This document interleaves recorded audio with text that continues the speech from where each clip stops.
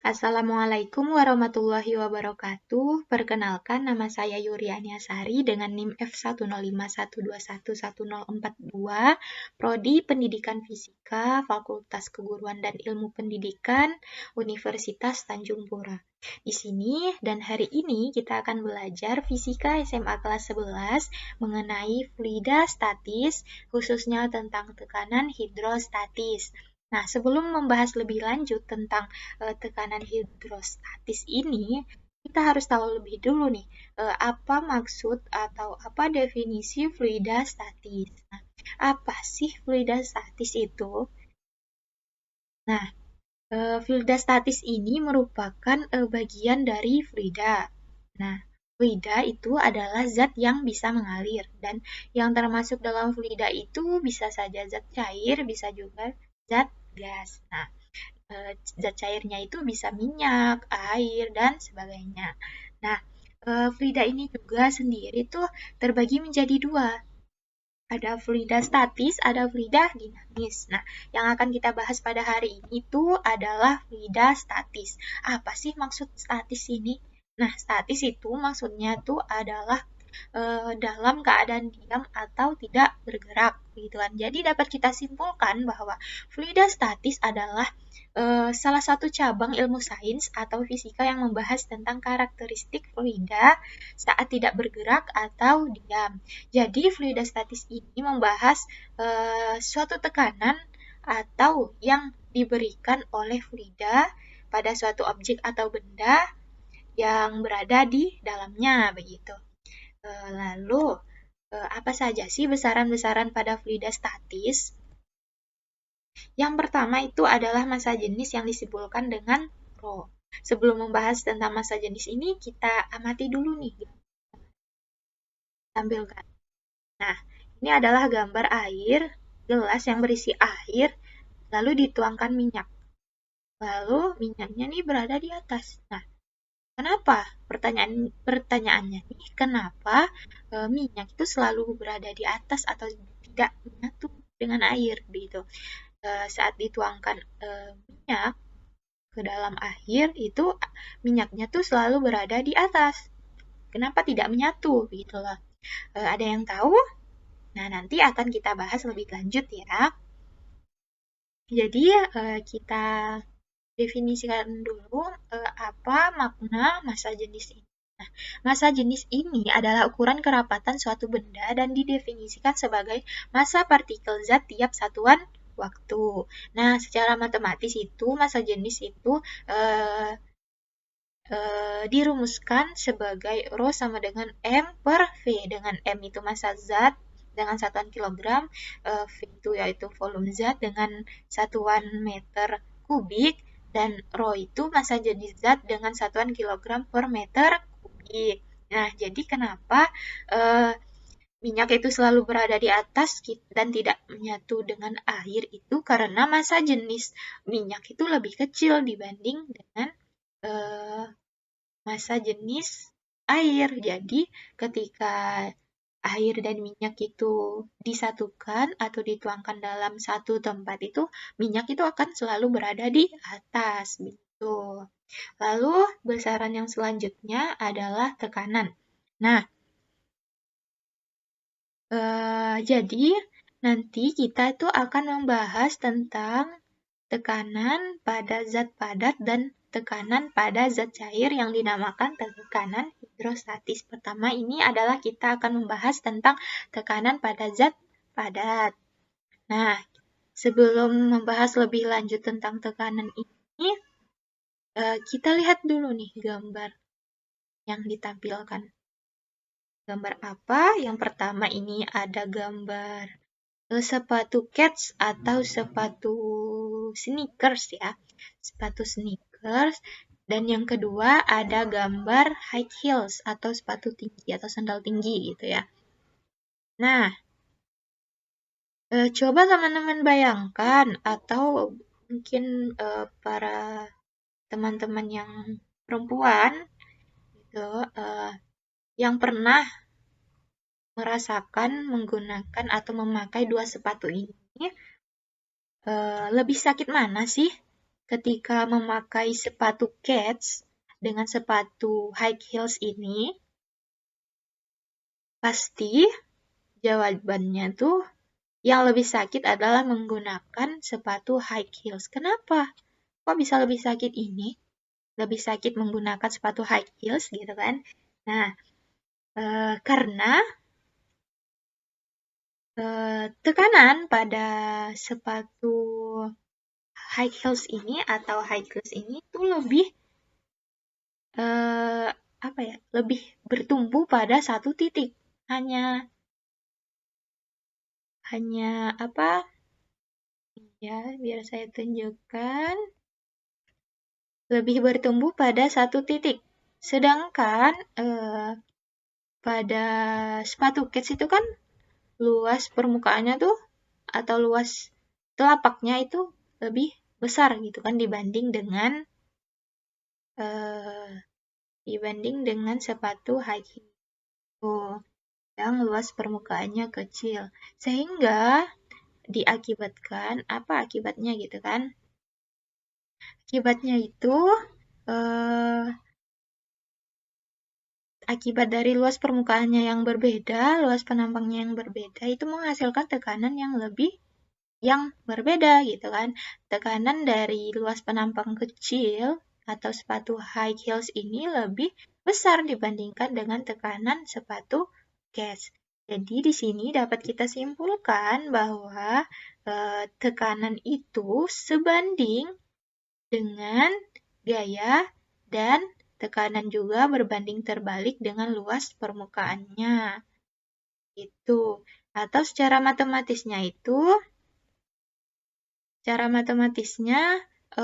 tekanan itu dapat dirumuskan sebagai P sama dengan F per A dengan P tekanan dengan satuan Pascal ya tekanan, mohon maaf itu salah typo gitu kan.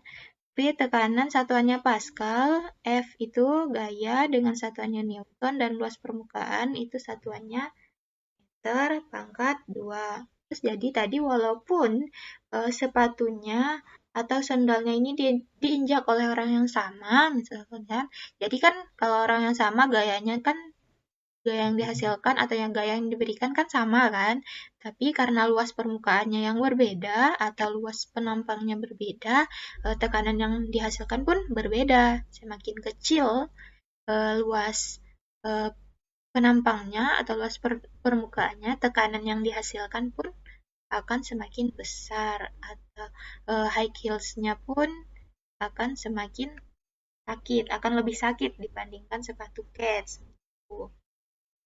Oke, kita lanjut ke bahasan selanjutnya adalah tekanan hidrostatis. Nah, ada gambar nih, kita lihat.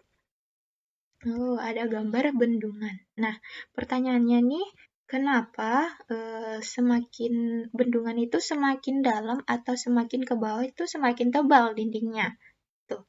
Nah, pada bendungan itu dindingnya tuh dibuat semakin tebal di bawah atau semakin ke bawah semakin tebal itu karena semakin dalam airnya semakin ke bawah begitu kan tekanannya juga akan semakin besar. Makanya dindingnya itu akan semakin tebal begitu ya teman-teman. Semakin tebal dindingnya itu untuk meminimalisir si bendungan ini akan jebol nantinya begitu. Itu dia. Nah, kita lanjutkan ke pengertian tekanan hidrostatis. Nah, tekanan hidrostatis seperti yang kita ketahui tadi, tekanan yang ada pada zat fluida yang tidak bergerak begitu kan. Kita lihat di sini ada kotak ya. Ada kotak yang dimasukkan ke dalam fluida. Nah, kita ingat ya, fluida ini bisa jadi air, bisa jadi zat cair, bisa jadi zat gas. Nah, air ini bisa minyak, air, dan sebagainya. Nah, ini kotak ini dimasukkan ke dalam fluida, fluidanya itu air. Itu ya, teman-teman. Nah, ternyata benda yang dimasukkan ke dalam air ini akan mengalami tekanan dari berbagai arah. Semua arah di kotak ini akan apa? mengalami tekanan gitu. Nah, tanda panah ini menunjukkan gaya yang diberikan oleh air atau fluida pada benda. Gaya ini menyebabkan benda merasa tekanan. Tekanan inilah yang dinamakan dengan tekanan hidrostatis gitu. Secara matematisnya itu tekanan hidrostatis itu dirumuskan dengan pH sama dengan Rho GH dengan pH itu tekanan hidrostatis dengan satuannya yaitu Pascal, Rho itu massa jenis dengan satuannya kilogram meter per kubik, kilogram per meter kubik, G itu percepatan gravitasi, H itu kedalaman dengan satuannya itu meter. Nah, dari mana rumus ini berasal? Nah, seperti yang kita ketahui ya, tekanan itu kan adalah perbandingan antara gaya dan luas penampang, kan? Betul kan? Nah, gaya di sini tuh kalau dalam fluida itu bisa diubah menjadi W atau gaya berat kan? Nah, W di sini tuh adalah perkalian antara massa dan gravitasi, betul kan? Jadi per A. Nah, jadi selanjutnya massa ini kan seperti yang udah kita bahas sebelumnya itu adalah Rho itu massa jenis sama dengan massa dibagi dengan volume kan. Nah, untuk mencari massa itu artinya Rho dikali volume. Jadi bisa kita masukkan ke sini. Jadi tekanan itu sama dengan Rho dikali V dikali gravitasi per luas penampang. Nah, seperti yang kita ketahui yaitu volume itu kan adalah perkalian antara ketinggian dan luas penampang. Jadi kita bisa masukkan juga di sini. Jadi P sama dengan Rho dikali H dikali A dikali G-nya tetap ya per A. Karena A di atas ada, A di bawah ada, jadi bisa dicoret ya teman-teman. Bisa kita coret di sini ya. Kita coret. Dan hasilnya adalah pH sama dengan Rho dikali G dikali H, begitu. Nah, itulah tadi penjelasan mengenai tekanan hidrostatis. Untuk selanjutnya adalah tekanan mutlak ya, atau tekanan total. Kalau seandainya tekanan udara luar itu diperhitungkan, maka tekanan yang dihasilkan itu adalah tekanan mutlak atau tekanan total. Nah, apa sih tekanan mutlak atau tekanan total ini? Nah, tekanan mutlak atau tekanan total ini adalah tekanan pada dasar bejana yang dipengaruhi oleh tekanan udara luar. Dan ini dirumuskan dengan P total sama dengan P0 ditambah dengan H. Nah, karena pH ini seperti yang kita pelajari tadi adalah Rho dikali G dikali H, Rho-nya ini adalah Rho massa jenis fluida, jadi dapat kita simpulkan P total itu sama dengan P0 ditambah Rho dikali G dikali H. Ya teman-teman. Untuk selanjutnya adalah hukum utama hidrostatis. Nah, hukum utama hidrostatis ini berbunyi tekanan hidrostatis pada sembarang titik yang terletak pada suatu bidang datar yang diam besarnya adalah sama. Nah, kita perhatikan nih ketiga bejana ini seperti ini. Walaupun bentuknya berbeda, mau itu bentuknya apapun itu, tetapi kalau kita isi dengan air yang jenisnya sama, jenisnya itu ternyata dalam keadaan setimbang ketinggian fluida itu akan sama, sehingga tekanan hidrostatis pada dasar bejana ini akan masing-masing sama juga, begitu kan, sama besar. Nah, hukum utama hidrostatis ini juga dimanfaatkan oleh kedokteran biasanya untuk pemasangan infus dan untuk menentukan massa jenis zat cair dengan menggunakan pipa U, begitu. Selesai materi hari ini. Mungkin hanya ini yang dapat saya sampaikan. Kurang lebihnya saya mohon maaf. Sampai ketemu pada pertemuan berikutnya. Wassalamualaikum warahmatullahi wabarakatuh.